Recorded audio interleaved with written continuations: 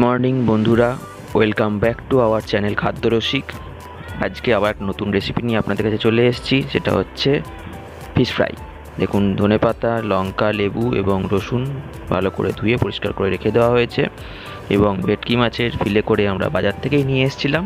সেই ফিলেগুলোকে পরিষ্কার করে ধুয়ে রাখা হয়েছে এবং তার মধ্যে যে লেবুটা কেটে রাখা ছিল, 4 ভাগের 1 ভাগ লেবু, সেটাকে ভালো করে রসটাকে নিংড়ে সব কটা ফিলের ওপর সমানভাবে দেওয়ার চেষ্টা করা হচ্ছে। এবং লেবুর রসটা দেখুন, একদম পুরো লেবুর রস দিয়ে দেওয়া হলো।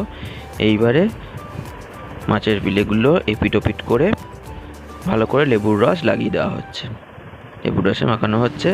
এবং লেবুর রস দিলে ম্যারিনেশনটা ভালো হয় এবং টেস্টটাও আসে।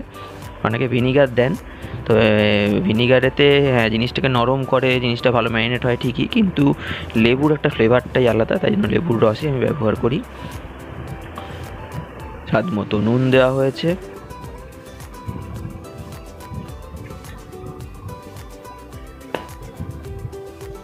এবং তার সঙ্গে গোলমরিচের গুঁড়ো পরিমাণ মতো।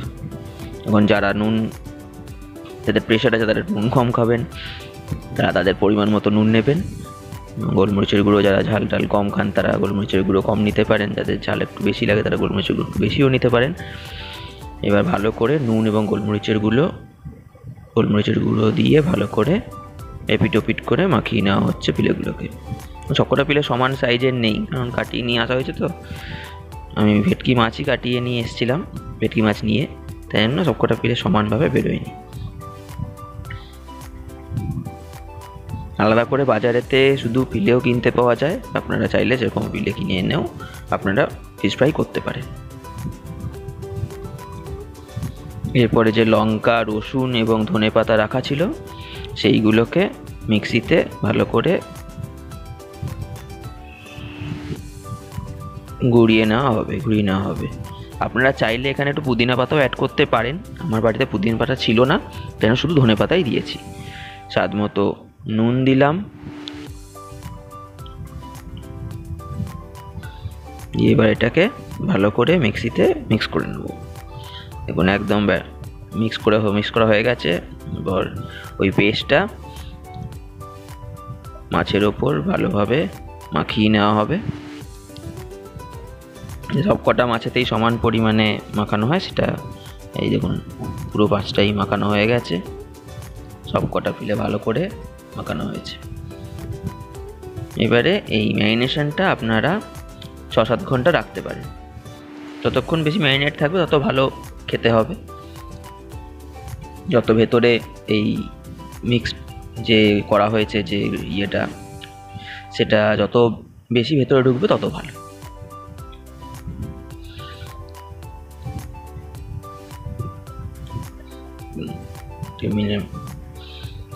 রেখে দিয়েছিলাম। এবার ব্রেড ক্রামও আছে, এখানে একটা ডিম ফাটিয়ে রাখা হয়েছে। এবার ব্রেড ক্রামের মধ্যে স্বাদ মতো গোলমরিচের গুঁড়ো দিয়ে দেওয়া হচ্ছে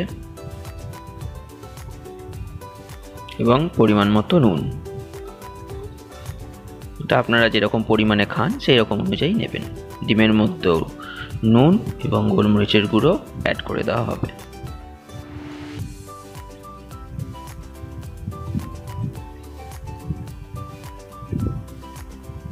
ভালো করে ব্রেড ক্রামটাকে, গোলমরিচের গুঁড়ো আর নুনটাকে ভালো করে মিশিয়ে নেওয়া হচ্ছে। আর ডিমটাকেও ফাটিয়ে নেওয়া হবে, গোলমরিচের গুঁড়ো আর নুন দিয়ে ভালো করে মিক্স করে নেওয়া হবে।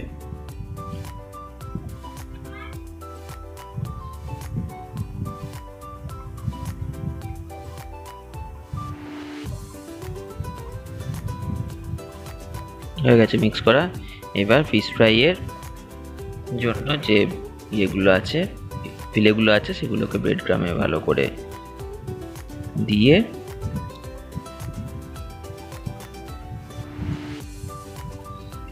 ডিমের মধ্যে ভালো করে দেওয়া হয়েছে।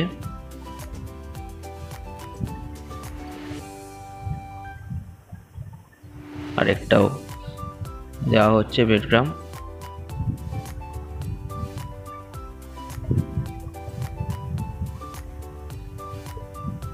ব্রেড ক্রাম লাগানো হয়ে গেছে।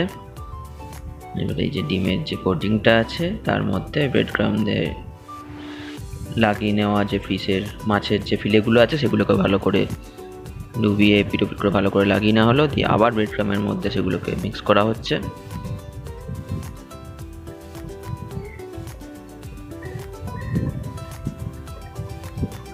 সব কটা ফিলেই সেম প্রসেসে ডিমের মধ্যে আবার ডোবানো হবে। ডিমের মধ্যে ডুবিয়ে ডিম থেকে তুলে আবার ব্রেড ক্রামে দেওয়া হবে।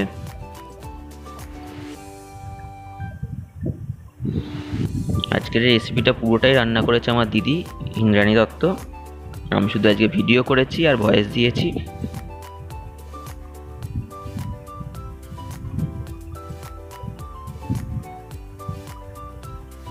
সব কটা ফিলেকেই ভালো করে ব্রেড ক্রাম এবং ডিমের কোটিংয়ে ভালো করে ডুবিয়ে নেওয়া হয়েছে। এবার দেখুন কড়াইতে তেল দেওয়া হয়েছে।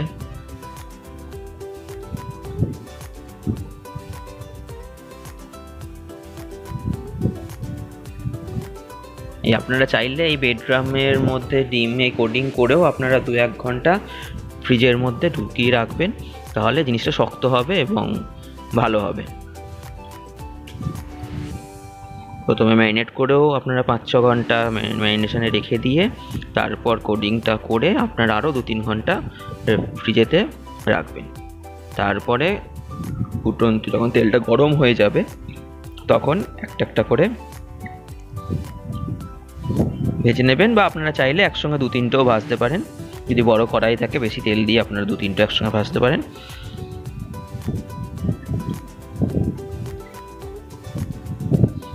দেখুন কালারটা কি সুন্দর চেঞ্জ হচ্ছে, ব্রাউন ব্রাউন আসছে, গোল্ডেন ব্রাউন কালারটা চলে আসছে। দেখুন দেখেছেন কি সুন্দর কালারটা চেঞ্জ হচ্ছে, দেখুন। ব্যাস আমাদের এবার ফিশ ফ্রাই কমপ্লিট, খাওয়ার জন্য রেডি টু সার্ভ। এবং সঙ্গে একটু কাসুন্দি দেওয়া হয়েছে মাঝখানে। কাসুন্দিরও যদি আপনাদের রেসিপি লাগে তাহলে অবশ্যই কমেন্টে লিখে জানাবেন। কাসুন্দির রেসিপি আমরাও বাড়িতে কাসুন্দি করি।